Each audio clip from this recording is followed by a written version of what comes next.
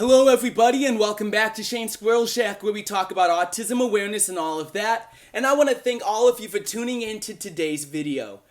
And I want to thank all of the new members of the Squirrel Shack kind of hanging out and seeing what's happening here. Like, I'm overwhelmed by the amount of subscribers that I've kind of decided to see what's happening in the Squirrel Shack and kind of stick along for the ride and see what's kind of happening.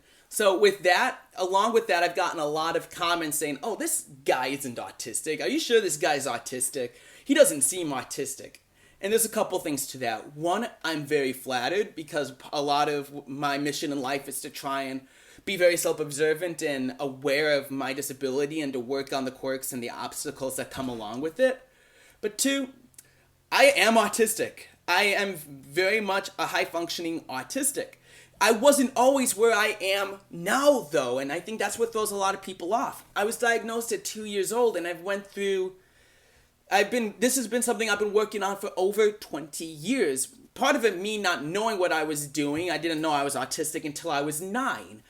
But this has been an ongoing project for over 20 years now. So, as someone who was diagnosed with moderate autism back at the age of 2, I was tested for deafness and various other disabilities.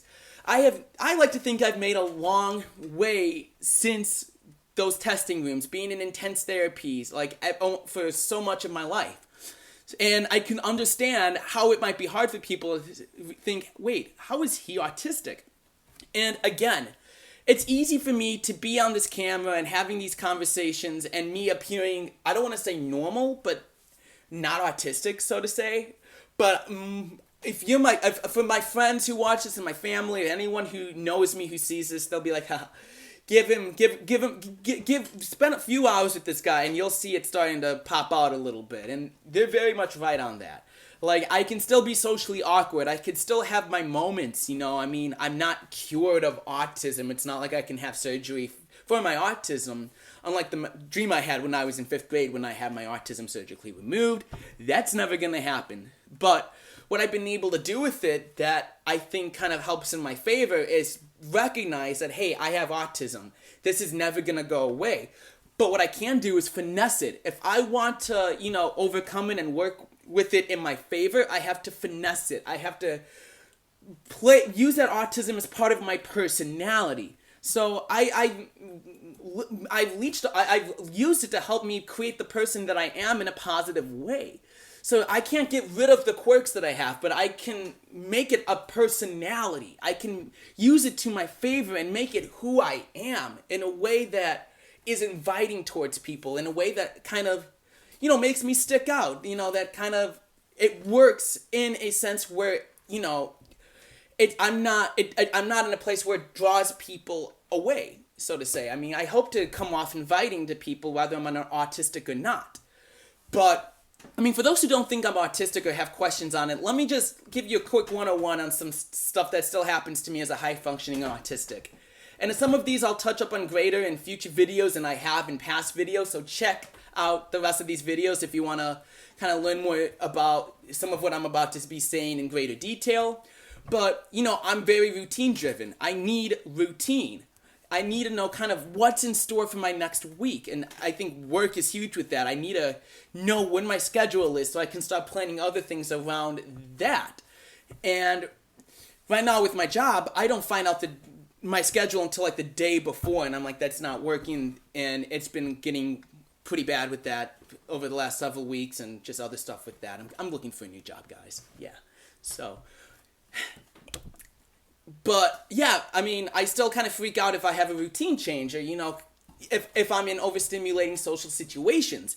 Now, I like to say that I've overcome a lot of my social problems or, obstacles by just throwing myself into the wolves, I kind of realized the only way I'm going to get better with this is throwing myself in the wolves. So I threw myself in a lot of these extreme social situations throughout college, being in huge parties and frat houses and all of that. So, but was I totally there? No, I was an awkward mess during those, but it was those experiences that helped me build and become a more finessed force that I am today.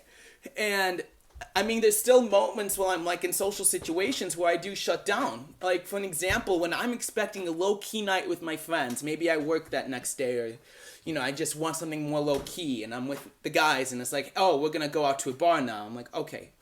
Deep down, I know how this is gonna go, and it's not gonna go in my favor. I'm not a bar guy, I don't drink this and that, and it's gonna become a shit show. 90% of the time, that's the case, and that throws me off. Like, I don't mind, like, if I'm going into, like, that routine, that mindset, knowing that it's gonna be that kind of night.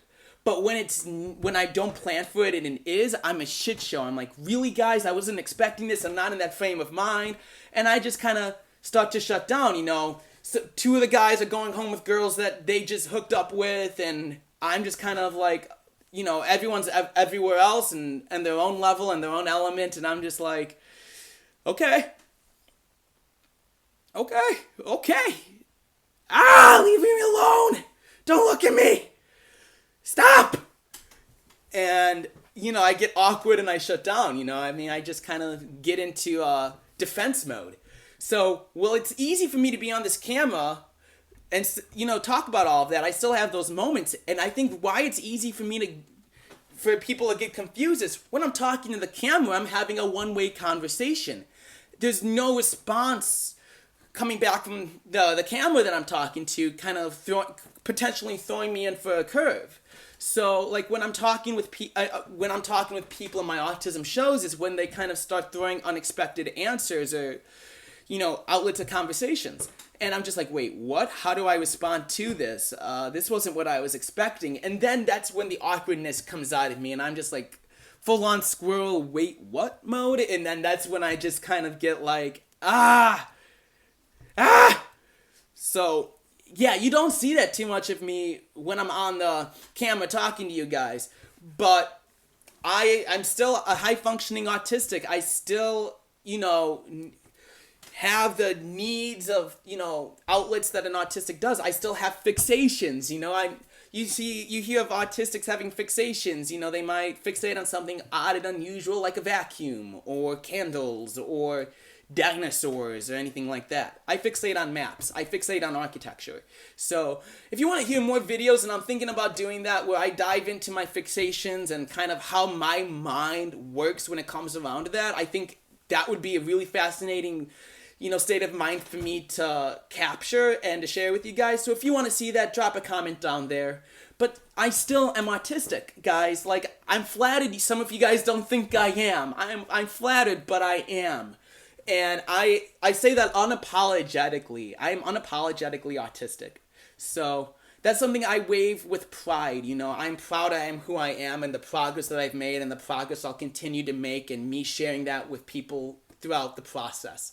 So that's what I'm gonna end it there for you guys. So if you like what you heard, give it a like, subscribe to Shane Squirrel Shack, where we talk about autism awareness and all of that.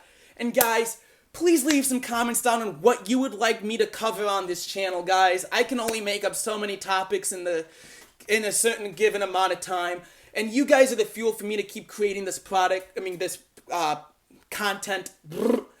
And I would love to hear what you guys would love me to cover. If you want to start creating some exchanges and conversations down in the comments, I would love to be a part of that. That's kind of what I want to do with the community, is, have these conversations. So what would you like me to cover? Let's have some conversations down in the comments, and let's keep creating a community here in Shane Squirrel Shack. And with that, I'll see you guys in the next video. Thank you.